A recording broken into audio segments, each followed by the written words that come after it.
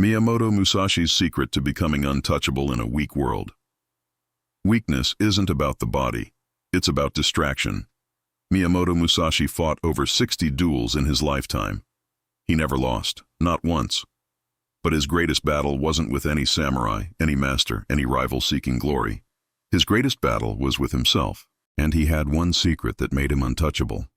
One principle that separated him from every warrior who fell before him. One understanding that transformed him from a skilled swordsman into a legend that still echoes through centuries. To be untouchable, you must stop touching everything. Think about that for a moment. Really think about it. In a world where everyone is reaching for something, grasping at validation, clutching onto distractions, desperately seeking approval from others, Musashi understood that true invincibility comes from letting go, from withdrawal, from the radical act of becoming so internally complete that the external world loses its power over you. This isn't just philosophy. This is practical warfare applied to the battlefield of everyday existence. Imagine Japan in the 17th century, an era of blood and steel, where warriors dedicated their entire lives to perfecting the art of the sword, where a single mistake in combat meant death, where honor was everything and reputation could make or destroy a man's legacy. In this crucible of violence and discipline, Musashi emerged not just as another skilled fighter, but as something different entirely. Something that his contemporaries couldn't quite understand, and that his enemies feared in a way that went beyond mere physical prowess. Musashi wasn't the strongest warrior. He wasn't the fastest. He didn't come from the most prestigious lineage or train under the most celebrated masters. In fact, he rejected the traditional path entirely. While other samurai spent decades in dojos, perfecting kata under the watchful eyes of revered teachers, Musashi chose a different route. He chose isolation. He chose self-reliance. He chose to become his own master, his own teacher, his own harshest critic.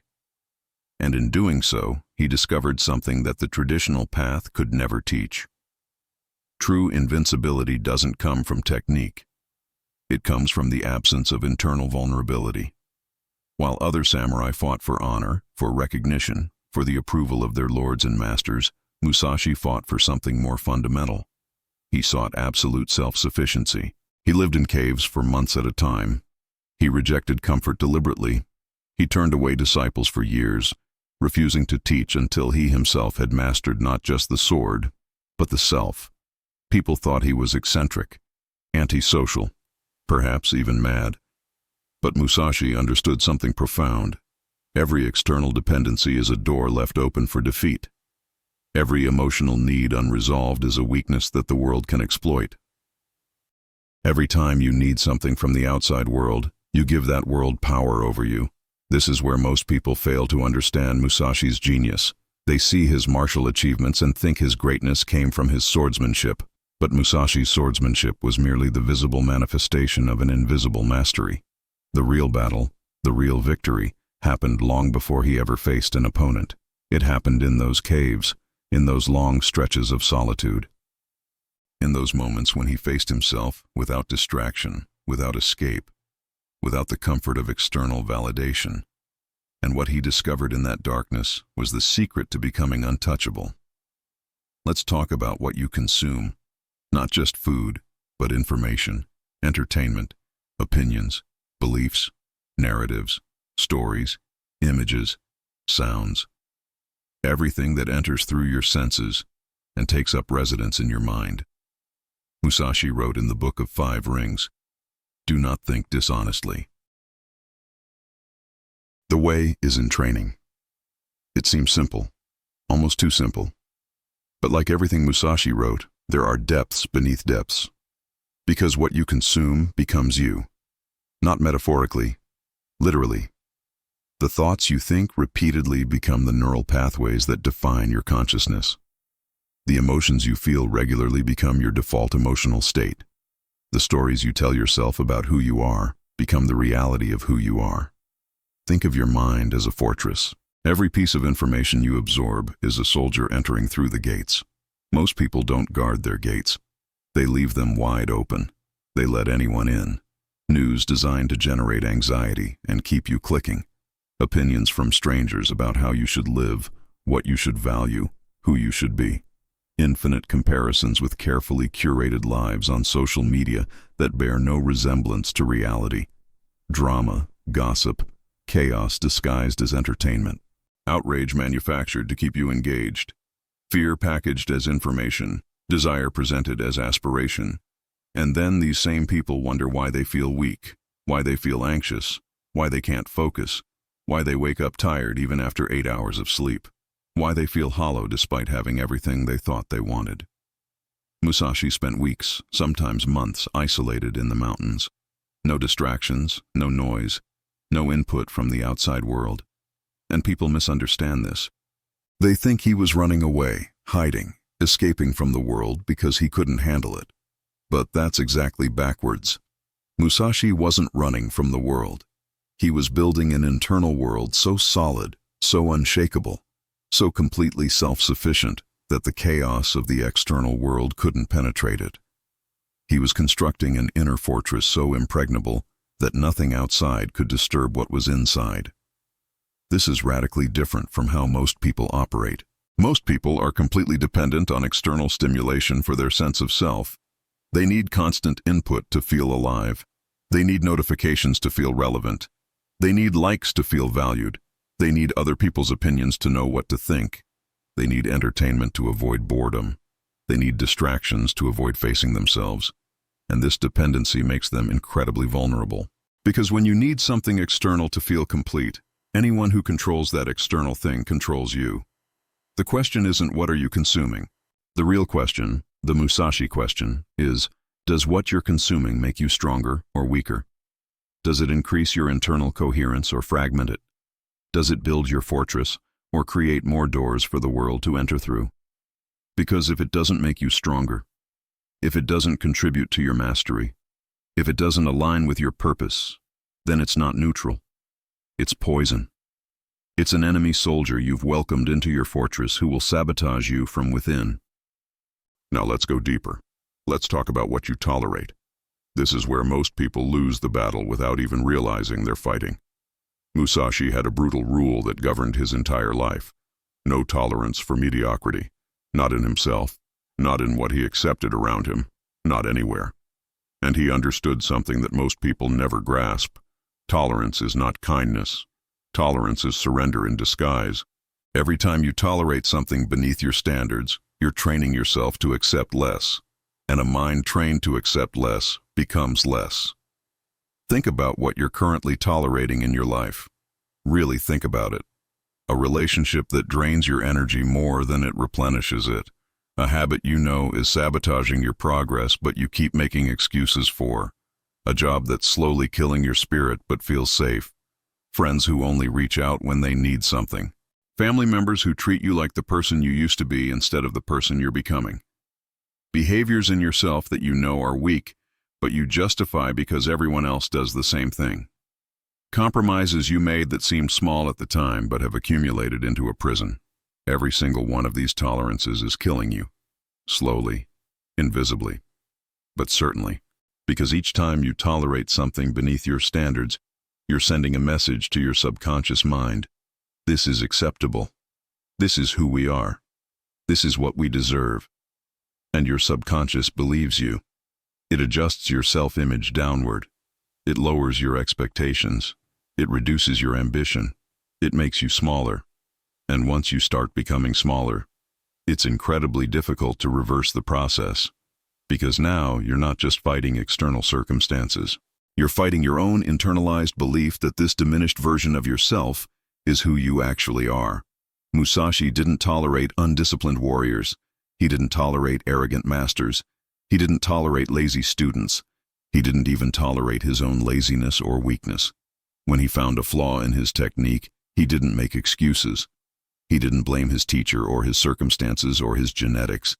He went into the mountains and trained until the flaw was eliminated. When he noticed a weakness in his character, he didn't rationalize it. He eliminated it. He was absolutely ruthless with himself. And that ruthlessness, that refusal to tolerate anything less than excellence, is what made him untouchable. He wrote, "You can only fight the way you train." Let that sink in. You can only fight the way you train. If you train tolerance, you'll fight by tolerating, and you'll lose. If you train excuses, you'll fight by making excuses, and you'll lose. If you train mediocrity, you'll fight as a mediocre person, and you'll lose. But if you train ruthless standards, if you train absolute intolerance for anything beneath excellence, if you train yourself to accept nothing less than your absolute best, then when the moment comes, when the real battle arrives, you'll fight as an excellent person, and you'll win. Here's the question most people never ask themselves. What am I tolerating today that 5 years from now, I'll be ashamed I ever accepted? That's the Musashi question. That's the question that cuts through all the justifications and rationalizations and excuses. Because you already know the answer. You already know what you're tolerating that's making you weaker.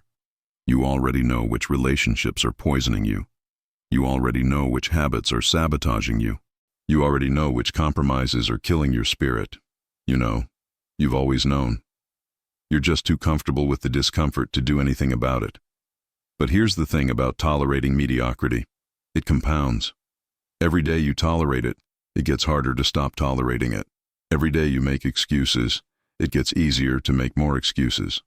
Every day you accept less than you deserve, your sense of what you deserve decreases. Until one day you wake up and realize you've become someone you don't recognize. Someone weak. Someone who settles. Someone who tolerates. And the worst part? You won't even remember making the choice. Because you didn't make one big choice. You made 1,000 tiny choices to tolerate, to compromise, to accept less. And those tiny choices accumulated into a life you never intended to live. Now, we come to the deepest level. The level that separates those who truly understand Musashi from those who just quote him. Let's talk about what you avoid. And specifically, let's talk about solitude.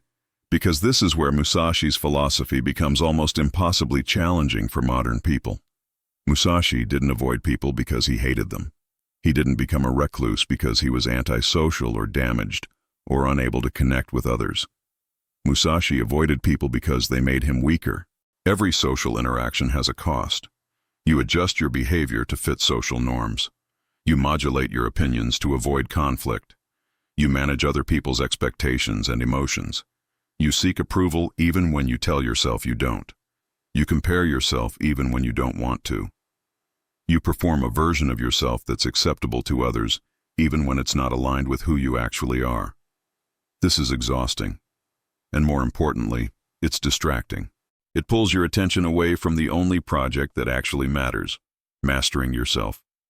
Musashi spent years in complete solitude, not days, not weeks, years, living in caves, training alone, eating little, sleeping on stone, exposed to the elements. No comfort, no companionship, no validation, no entertainment, no distraction, just him and the truth of who he was. And this terrified people then just as it terrifies people now.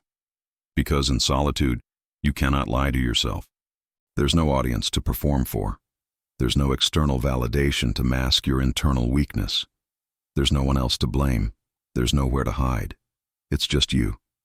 And the unfiltered truth of who you actually are beneath all the social conditioning and self-deception and comfortable lies you tell yourself. This is why most people fill their lives with noise. Constant stimulation. Always busy. Always connected. Always consuming something. Always doing something. Always with someone. They'll do anything, absolutely anything, to avoid being alone with their own thoughts. Because being alone with your thoughts means confronting who you actually are. It means facing your weaknesses without the comfort of external distractions. It means acknowledging the gap between who you pretend to be and who you actually are. And that gap, for most people, it's terrifying. But Musashi embraced this terror. He ran toward it. He used solitude not as an escape, but as a forge. A place where all the impurities could be burned away. A crucible where only what was essential remained. And here's what he discovered in that solitude. When you stop needing people, you stop being vulnerable to their opinions.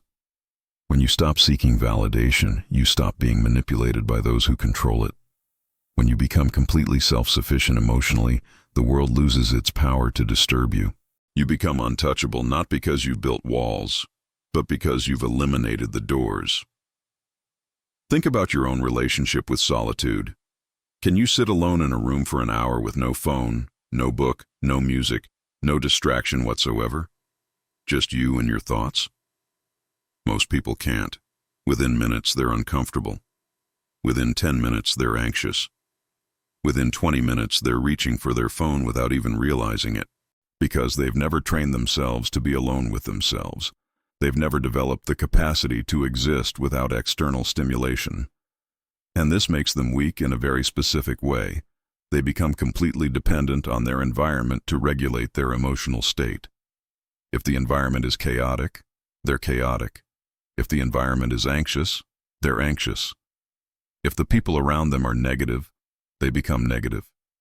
They have no internal anchor, no center, no fortress. They're like leaves blown by whatever wind happens to be blowing.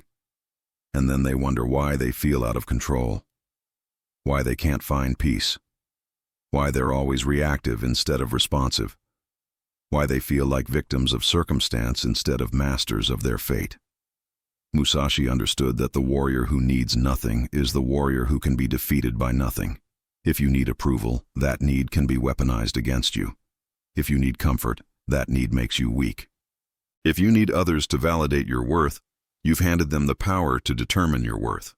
But if you need nothing external, if you've become so complete within yourself that the outside world is merely something you interact with rather than something you depend on, then you've achieved a form of invincibility that has nothing to do with physical strength or martial skill. This is the secret that most people miss when they study Musashi. They focus on his techniques, his strategies, his tactical innovations, but those were just expressions of a deeper mastery. The real mastery was internal. It was the mastery of need, the elimination of dependency, the transformation of solitude from something to be avoided into the very foundation of strength. Because when you can sit alone in a cave for months and not just survive but thrive, not just endure but grow stronger, then what can the world possibly do to you? What can it take from you that you actually need? What can it threaten you with that matters to someone who needs nothing? Let me tell you about Musashi's final duel. He was 29 years old. He had already fought dozens of duels and won them all. His reputation was established. He had nothing to prove. But he accepted one more challenge from a master swordsman named Sasaki Kojiro. Kojiro was everything Musashi wasn't. He was elegant, he was refined, he was famous for his technique. He had studied under the best masters. He fought with a sword so long it was called the drying pole. He was, by all conventional measures, the superior swordsman. The duel was scheduled for early morning on a small island. Musashi agreed to the time and place. And then he did something that shocked everyone. He arrived 3 hours late. 3 hours. While Kojiro waited on the beach, his anxiety and anger growing with each passing minute, Musashi was on a boat carving a wooden sword from an oar. He wasn't worried. He wasn't nervous. He wasn't even particularly focused on the upcoming fight. He was just making a weapon, calmly, methodically, taking his time. When Musashi finally arrived, Kojiro was furious. His emotional state was completely disrupted. He was reactive. His ego was engaged. He was fighting not just to win, but to prove something, to salvage his wounded pride, to punish Musashi for the disrespect. Musashi, meanwhile, was perfectly calm, centered, present. He wasn't fighting to prove anything. He wasn't fighting for honor or reputation or revenge. He was simply responding to a situation that required response. The fight lasted seconds. Musashi killed Kojiro with a single strike of his wooden sword, and then he left. He didn't celebrate. He didn't gloat. He didn't stay to receive praise or acknowledgement. He just got back in his boat and left. Because for Musashi, the victory wasn't about defeating Kojiro. The victory was about the state of mind he maintained throughout. The unshakable calm, the complete absence of emotional reactivity, the perfect presence. That was the real victory. Kojiro was just the test. This story reveals something profound about Musashi's understanding of invincibility. He didn't win because he was a better swordsman, though he was. He didn't win because he had a better strategy, though he did. He won because he was less vulnerable. Kojiro brought his ego to the fight, his need for validation, his anger at being disrespected, his attachment to his reputation. All of these things were weaknesses, points of vulnerability, doors through which Musashi could enter and defeat him. But Musashi brought nothing. No ego, no need, no attachment, no vulnerability. He was, in that moment, untouchable. Not because he couldn't be hit, but because there was nothing to hit. The person Kojiro was fighting wasn't really there in the way Kojiro understood presence. There was just response, just action arising from perfect stillness. Musashi wrote near the end of his life, "The ultimate victory is victory over the self, not victory over others, not victory in the external world, victory over the self, over your weaknesses, over your needs, over your dependencies, over your ego, over the parts of you that make you vulnerable to the world's chaos." This is what makes someone untouchable. Not physical invincibility, which doesn't exist, but psychological invincibility, a state of being so complete within itself that nothing external can disturb it. So here's where we arrive at the practical application of all this philosophy. How do you actually become untouchable in a world designed to make you weak? How do you apply Musashi's principles in a modern context where you can't just retreat to a cave for years? How do you build this internal fortress while still living in society, holding a job, maintaining relationships, participating in the world? It starts with ruthless curation of what you consume, and I mean ruthless. Every piece of media you consume should pass a simple test. Does this make me stronger or weaker? Does this contribute to my mastery or distract from it? Does this align with who I'm becoming or pull me back toward who I was? If it doesn't make you stronger, you eliminate it. No exceptions, no compromises. No, but everyone else does it. No, but I need to stay informed. No, but it helps me relax. If it makes you weaker, it goes. This means most news, most social media, most entertainment, most of what passes for culture and information in the modern world, because most of it is designed not to inform you or empower you or make you stronger. It's designed to capture your attention and sell it to advertisers. It's designed to make you anxious, so you keep checking. It's designed to make you feel inadequate, so you keep consuming. It's designed to fragment your attention so you never develop the focus necessary to actually accomplish anything meaningful. And every time you consume it, you're letting enemy soldiers into your fortress. Replace it with what Musashi called training, study, practice, skill development, reading that actually challenges you and expands your understanding, content that teaches you something useful, information that you can apply to become more capable, more skilled, more masterful. This doesn't mean everything you consume has to be explicitly educational, but it means everything you consume should contribute to your development in some way. It should make you more, not less, stronger, not weaker, more focused, not more scattered. Next, you eliminate what you tolerate. You identify every compromise you've made that's beneath your standards. Every relationship that drains more than it gives. Every habit that sabotages your progress. Every excuse you make for not doing what you know you should do. Every behavior pattern that keeps you small. You identify all of it. And then you systematically eliminate it. Not eventually. Not when it's convenient. Not when other people are ready for you to change. Now. Today. This moment. This will be uncomfortable. It will be painful. People will be upset. They'll say you've changed. They'll accuse you of being cold or selfish or judgmental. They'll try to pull you back to who you used to be because that version of you was easier for them to deal with. Let them be upset. Their discomfort with your growth is not your responsibility. Their attachment to the diminished version of you is not something you need to honor. You are not obligated to remain weak because other people are comfortable with your weakness. Musashi turned away from everyone and everything that didn't serve his development. Friends who wanted him to relax his standards. Masters who wanted him to follow their methods. Opportunities that would have given him comfort but cost him growth. He said no to all of it. Not because he was antisocial or arrogant, but because he understood that every yes to something misaligned is a no to your actual purpose. Every compromise you make for comfort today is a betrayal of the person you could become tomorrow. Finally, and this is the hardest part, you embrace solitude. Real solitude. Not just being alone while scrolling through your phone. Not just physical isolation while remaining mentally connected to the world through technology. Real solitude. Time when it's just you and your thoughts. When you have nothing to distract you from yourself. When you have to face who you actually are, beneath all the roles you play and masks you wear and stories you tell. Start small if you need to.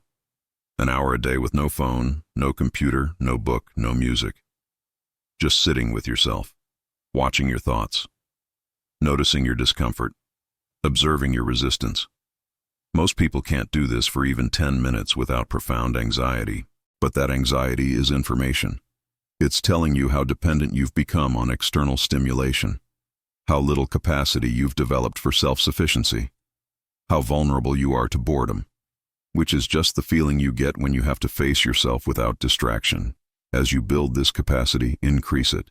2 hours, 3 hours, full days, weekends, if you can, longer, and use this time not to escape or relax or recover from the world, but to train, to practice your skills, to study, to think deeply about your purpose and whether your actions align with it, to identify and eliminate weaknesses, to build that internal fortress stone by stone until it's so solid that nothing external can shake it.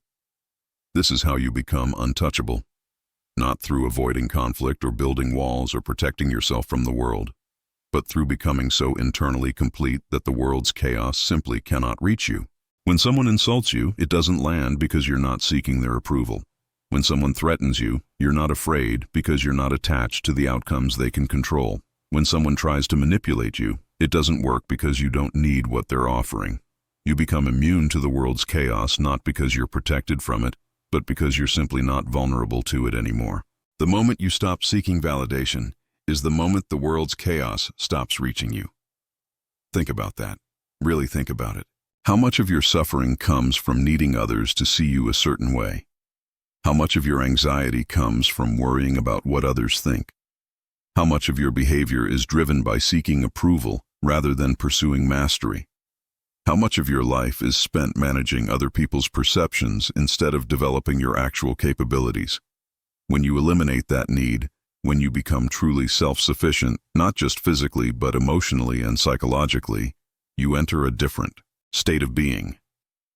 A state where you're no longer reactive to circumstances but responsive from a place of centered strength. Where you're no longer defending a fragile ego but simply acting from purpose. Where you're no longer fighting to prove yourself but simply expressing what you've become through practice and discipline and ruthless self-mastery. This is what Musashi achieved. This is what made him untouchable. Not his sword skills, though they were formidable. Not his strategies, though they were brilliant. But his complete internal self-sufficiency. His absolute independence from external validation. His ruthless elimination of every internal weakness and dependency. He became a man who needed nothing from the world, and therefore the world could take nothing from him. He became a man who sought no approval, and therefore no one could control him through withholding it. He became a man so complete within himself that he was, in every meaningful sense, invincible. And you can become this too. Not by imitating Musashi's external life, but by understanding and applying his principles. By ruthlessly curating what you consume. By refusing to tolerate anything beneath your standards. By embracing solitude as a forge rather than fearing it as a punishment. By systematically eliminating every dependency, every need, every vulnerability that gives the world power over you. By building an internal fortress so solid that external chaos becomes irrelevant. This is not easy. It's probably the hardest thing you'll ever do. It requires you to go against every social conditioning you've received. Every message that tells you to fit in, to be liked, to seek approval, to compromise, to be reasonable, to not take things too seriously, to relax your standards, to be more flexible, to give people what they want from you. You'll have to reject all of that. You'll have to stand alone. You'll have to accept being misunderstood. You'll have to be willing to lose relationships that are based on the diminished version of yourself. You'll have to choose growth over comfort repeatedly, relentlessly, without exception.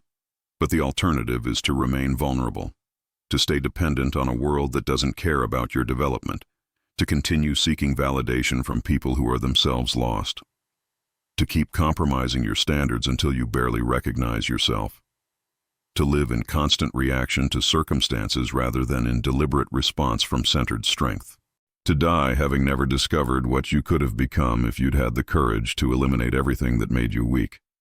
Musashi chose the hard path, and because he did, he achieved something that very few humans ever achieve: true mastery, not just of the sword, but of himself.